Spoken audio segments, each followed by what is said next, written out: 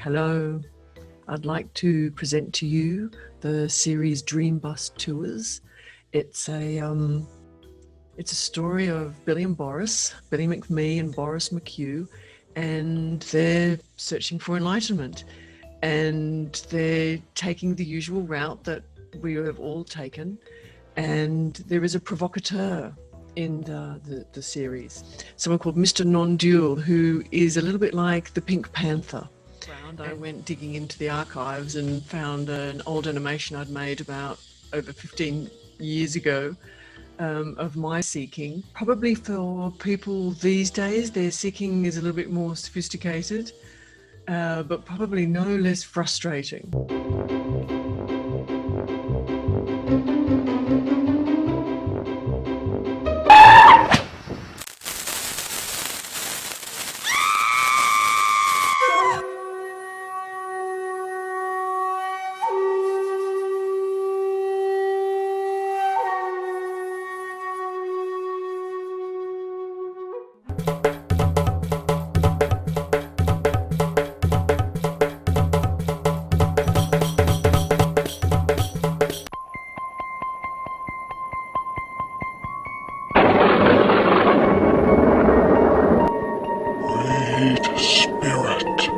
Chief Fluffy Cloud has a message for you all from the other side.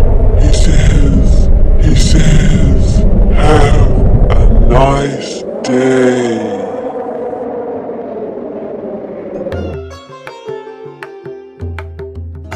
Say the sacred mantra, Scooby-Dooby-Doo, for 3 lifetimes. Then maybe you'll reach enlightenment.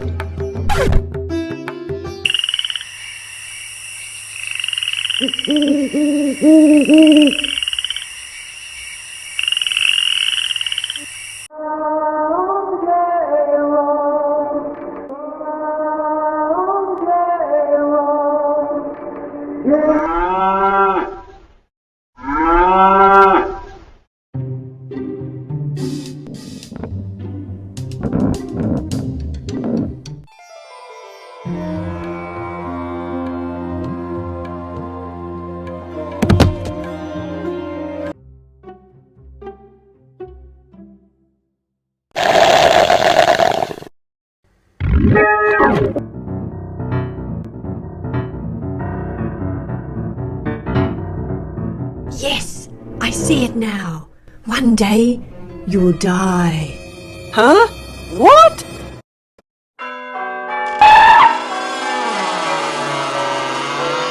You are a miserable sinner!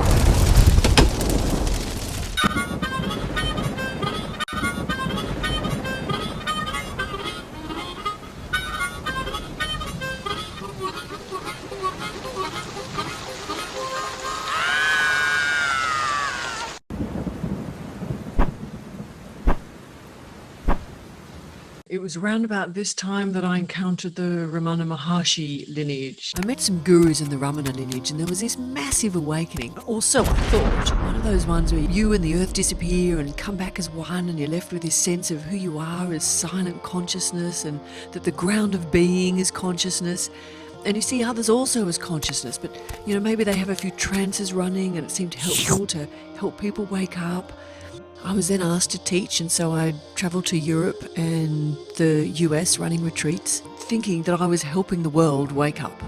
But then there was this guru sex scandal, and I decided to leave. I continued cartooning about consciousness, but with an increasing suspicion that something wasn't quite right. And one day, serendipitously, I happened to watch a video on Tony Parsons. And there's no other way to describe this, but everything just turned into love. After that, I immediately ordered all his books and flew across the globe to meet him. But, I had books and a website with, 700 cartoons on consciousness and enlightenment and exactly how to wake up to enlightenment. But Tony seemed to be saying that there was no you and no consciousness.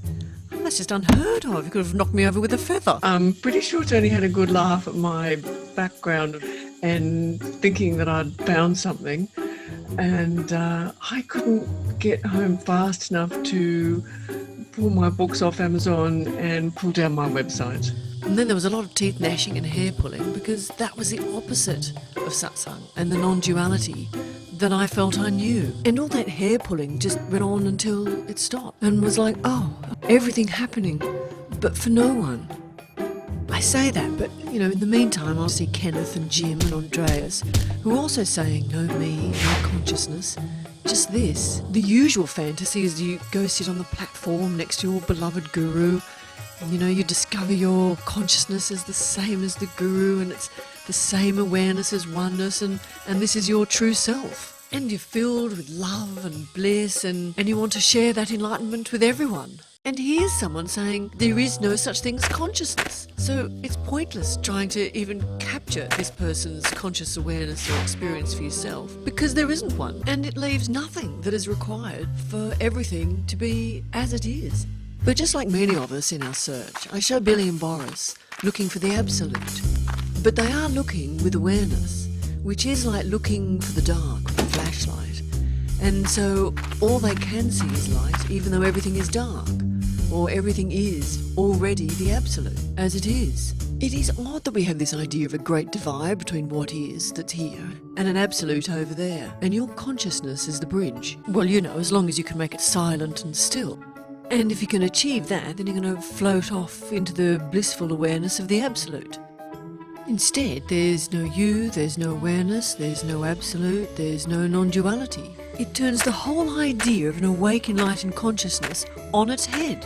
It puts paid to that idea that there is a knowledge that you can find if you just become still. It is a little sad to discover that you've been searching with your awareness, going within, and you've really just had your head up your own backside the whole time. And with such sincere earnestness, not that any of it could be any different. With only an apparent this seemingly happening, it does stop that whole idea of, well, there are those who are awake and there are those who are not awake. Because there is no one. Throughout Dream Bus tours, we often find Mr. Non-dual at the This Changes Everything bar, where there is a neon cube flashing the two views of an optical illusion that perfectly highlight the two views of non-duality. So in this view, you see a dark blue box sitting on the floor in the corner of two walls. And we tend to relate to being the box in the corner, separate from our environment, and there with our own consciousness. And the cube as a little box sitting in a corner represents the non-dual teaching or satsang, whereby there is a you who needs to or would be able to do something to realise or attain oneness. When we look through a spiritual duality lens, we see people as separate and as needing to at least do something spiritual to attain a more awake awareness. And this list of what they need to do becomes endless. There is so much to fix and change or clear to gain an awakened awareness. And through this same lens, we see others as having attained a wondrous enlightened awareness. And these people we think we need to bow down to, because oneness resides inside them as a person. But the second view of this optic illusion and the other view of non-duality is that there is only one cube representing wholeness, and there isn't actually a smaller box in the corner representing a separate you. Where it was thought to be a box, turns out to be nothing. No box is ever separate from the whole cube because it wasn't there in the first place. So there isn't a someone in the corner who can do anything, or especially anything spiritual, because there isn't anyone. And where there seemed to be a person separate from oneness, it just turns out to be no one. No one to teach to, no one to receive a teaching, no one to receive enlightened awareness. How can an unenlightened box in the corner even become an enlightened box in the corner when the box in the corner turns out not to be there? It is then so funny that all these teachers of non-duality and satsang are actually teaching duality. It turns out they're looking at oneness and seeing two-ness. They're seeing duality. They're seeing a devotee who needs to do something to realise themselves as oneness. I mean, it's ludicrous. I laugh, but, I was there. I used to point to consciousness and to oneness, and really I was a duality teacher. I was also teaching 101 exercises on how to use therapy to wake up to your true self, which turns out to be an exercise in futility. Worse, it keeps alive the sense of being a being with its own consciousness who needs to have an awake whole consciousness. Turns out that's the dream of being a conscious being.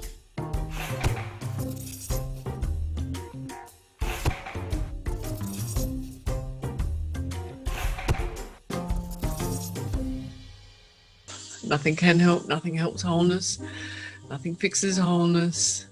Wholeness is completely blind and has no awareness, and just in the appearance, humans seem to have this dream as if something is going on. I would like to add that I'm hoping that I've made all the characters very sweet and loving, even though in the series I do use a lot of teachers out there as a comparison, as a way to show this enormous difference. Because I did begin the series probably when people were saying, oh, there's no difference. And I was like, you've got to be bloody kidding. I couldn't get anything more different. Because one is definitely firmly pointing to someone. So I do have a bit of a giggle. And I'm hoping it's like a worthwhile, mischievous look at other teachers, even though they're probably gorgeous people and I've loved some of their books or reading about them or how they've investigated. I understand that really serious search. And I've put this search into a parallel world here where Billy and Boris are searching for enlightenment and Mr. Non-dual keeps turning up to poke holes in what turns out to be a ludicrous set of instructions given by gurus out there aiding and abetting duality while pointing to themselves as enlightened. And yes, I do need to add a disclaimer here that they of course aren't there. It's wholeness appearing as is, which is the joke, isn't it?